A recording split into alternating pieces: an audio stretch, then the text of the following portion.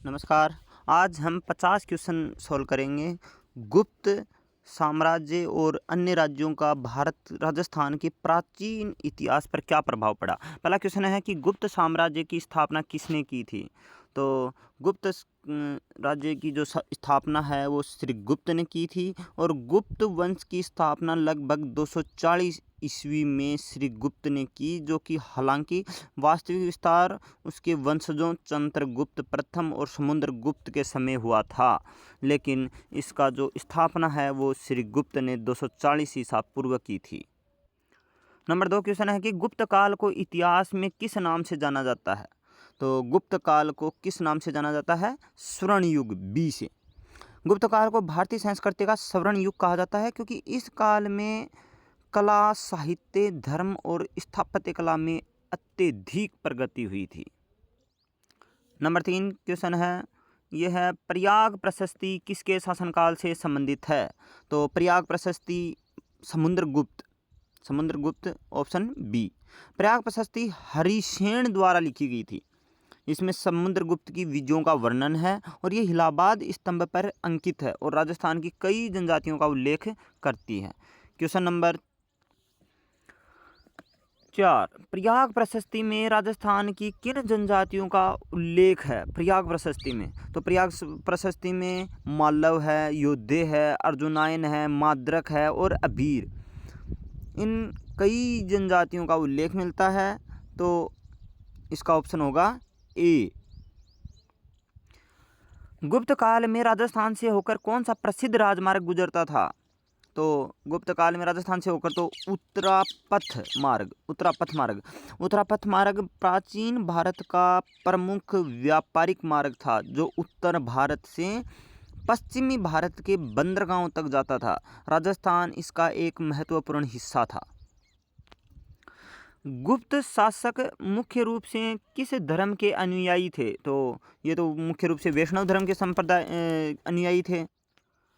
गुप्त काल में राजस्थान की कौन सी जनजाति उत्तरी भाग में स्थित थी। उत्तरी भाग में आपको पता है योद्धे जो है शेखावटी क्षेत्र, गंगानगर, हनुमानगढ़ के अंदर। तो इसका ऑप्शन आंसर होगा ए। गुप्त काल में मालव जो जनजाति है वो राजस्थान के किस क्षेत्र में स्थित थी। तो मालव जो जनजाति है वो राजस्थान के मेवाड़ क्षेत्र में बसी थी और ये जो जनजाति थी ये गणराज्यों में प्रमुख मानी जाती है। तो इसका आंसर जो आएगा वो आएगा मेवाड़ क्षेत्र, मालव जनजाति मेवाड़ क्षेत्र। गुप्त काल की मूर्तिकला की सबसे बड़ी विशेषता क्या थी। मूर्तिकला की वो सरलता थी, भाव प्रधान थी।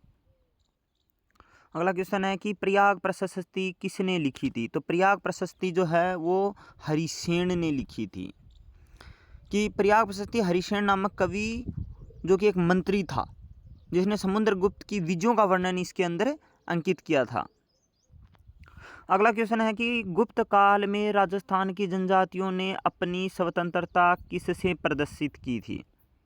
तो जो भी गुप्त काल के दौरान जो भी जनजाति थी उसने अपना सिक्का निकाल के, तो इसका आंसर होगा कि बी, स्वयं की मुद्राएं जारी करके। योद्धे हो या कोई अन्य गणराज्य, उन्होंने अपने सिक्के जारी किए हैं जो कि उनकी स्वतंत्रता, सत्ता और आर्थिक सशक्तिकरण का प्रमाण था। अगला क्वेश्चन है कि गुप्त काल में राजस्थान के कौन से नगर जो व्यापारिक केंद्र के रूप में प्रसिद्ध हुए। तो नागौर था, भीनमाल और नागौर। उत्तरापंथ के मार्ग के कारण भी भीनमाल और नागौर जो है वो प्रमुख व्यापार नगर बन गए थे, जहाँ से उत्तर भारत और पश्चिमी भारत के बीच में व्यापार होता था। कि गुप्त साम्राज्य के पतन के बाद राजस्थान किस विदेशी शक्ति के आक्रमण किया राजस्थान पर। तो इसका सिंपल सा आंसर है हूण। गुप्त साम्राज्य के पतन के बाद उत्तर पश्चिमी दिशा से हुणों ने भारत पर आक्रमण किया और राजस्थान के उत्तर पश्चिमी भागों पर अधिकार कर लिया था। हुणों का जो मुख्य प्रवेश मार्ग है वो राजस्थान में कौन सा था। तो उत्तर पश्चिमी मार्ग जो है वो उनका मुख्य प्रवेश मार्ग था। हुणों का राजस्थान पर शासन मुख्यतः किस क्षेत्र में रहा है। तो ये बीकानेर जैसलमेर के अंदर रहा है। तो ऑप्शन सी। गुप्त काल में राजस्थान के किस क्षेत्र में अर्जुनायन जनजाति का प्रभाव था। तो अर्जुनायन जो जनजाति है वो अजमेर और अलवर क्षेत्र आएगा इसके अंदर बी, क्योंकि गुप्त काल में शिक्षा का मुख्य केंद्र कौन सा था जिसका प्रभाव राजस्थान में भी देखा गया है? तो ये नालंदा विश्वविद्यालय होगा। गुप्त काल में नालंदा शिक्षा जो थी वो बहुत प्रसिद्ध थी। यहाँ से बहुत से विद्वान निकले हैं जिन्होंने राजस्थान के शैक्षणिक संस्थान पर बहुत गहरा प्रभाव छोड़ा है। गुप्त शासनकाल में कौन सी कला राजस्थान में भी विकसित हुई थी? तो वो है पाषाण मूर्ति कला। जो गुप्त काल थी उसकी मूर्तिकला शैली राजस्थान के मंदिरों में भी देखने को मिलती है, और विशेषकर जो कोमलता और शांति की भावनाएं वाली जो मूर्तियां हैं उनके अंदर तो पाषाण जो मूर्तिकला है, पत्थर की मूर्तियां। गुप्त काल में राजस्थान के नगरों में किस धर्म का विशेष प्रभाव देखा गया है? तो गुप्त काल में राजस्थान के नगरों में जैन धर्म का जो है विशेष प्रभाव देखा गया था। गुप्त काल में जैन धर्म का प्रभाव राजस्थान के नगरों में, जैसे कि जो नागौर है, बीनमाल है, इनके अंदर देखा गया है। व्यापारी जो वर्ग है वो इसे अपनाता है। गुप्त काल में राजस्थान में कौन सा व्यापारिक मार्ग सबसे प्रमुख था? तो गुप्त काल के अंदर उत्तरापथ था। गुप्त काल में कौन से गणराज्य ने अपनी स्वर्ण मुद्रा जारी की थी? तो स्वर्ण मुद्रा ये योद्धे ने जारी की थी। योद्धे जो गणराज्यों ने अपनी स्वर्ण मुद्राएं जारी की थी, जो कि उनकी आर्थिक स्वतंत्रता और सामरिक शक्ति को दर्शाता है। गुप्त काल में राजस्थान में कौन सा क्षेत्र साहित्य और गणित के केंद्र बना? तो इसका आंसर आएगा भीनमाल, क्योंकि जो भीनमाल है वो प्राचीन में उसका मालनगर श्री मालनगर नाम था उसका। उस समय गणित और साहित्य का जो प्रसिद्ध केंद्र था ये भीनमाल, और यहाँ पर ब्राह्मण विद्वान जो थे उन्होंने बहुत इसको फेमस किया था। प्रसिद्ध गणितज्ञ और ज्योतिषी जो हैं ब्रह्मगुप्त, इनका जन्म कहाँ पर हुआ था? तो वो भी इनका जन्म भी भीनमाल के ही जालोर में राजस्थान में हुआ था, जो कि एक गणित और खगोल शास्त्री थे। तो गुप्त काल में भीनमाल नगर किस कारण प्रसिद्ध हुआ था? तो ये आंसर आएगा बी, जो कि व्यापार और शिक्षा केंद्र के रूप में था। भीनमाल नगर जो है व्यापार, गणित, ज्योतिष, शिक्षा इन सब के लिए ही प्रसिद्ध रहा है। ठीक है, तो दूर दूर से यहाँ पर विद्यार्थी और व्यापारी आते थे। गुप्त काल में राजस्थान में किस जनजाति ने हूणों से संघर्ष किया था? तो ये योद्धे जो थे उन्होंने बहुत ज़्यादा संघर्ष किया था हूणों के साथ। हूणों का भारत में प्रथम प्रवेश किस दिशा में हुआ था? तो ये भी पश्चिम उत्तर दिशा से ही उनका प्रवेश हुआ।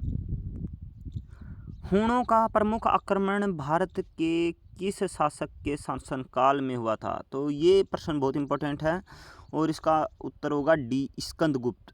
हूणों ने भारत पर जितने भी आक्रमण किए हैं वो स्कंदगुप्त के ही समय किए थे, और स्कंदगुप्त ने ही प्रारंभ में उन्हें पराजित किया था और भारत की रक्षा भी करी थी। हूणों का कौन सा राजा तो राजस्थान में अपना प्रभाव स्थापित किया जिसने? इसका आंसर होगा ए, तोरमान। यह एक हूण शासक था जो कि राजस्थान में उत्तर पश्चिमी भाग में अपना बहुत ज़्यादा प्रभाव इसने स्थापित किया था, और इसके बाद में मिहिर कुल जो है वो उसको आगे बढ़ाता है। तोरमान का जो शासन है वो राजस्थान में मुख्यतः किस क्षेत्र में रहा है? तो तोरमान जो है वो भी बीकानेर और जैसलमेर क्षेत्र में रहा है। हूणों के जो पतन है उसमें किस भारतीय शासक की मुख्य भूमिका रही है? तो ये आएगा डी ऑप्शन, मालवा का जो राजा यशोधर्मन था।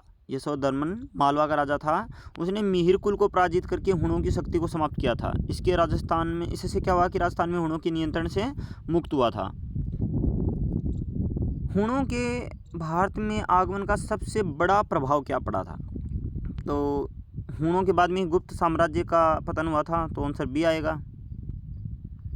हूणों के शासन में राजस्थान में किस प्रकार की राजनीतिक व्यवस्था देखने को मिली थी?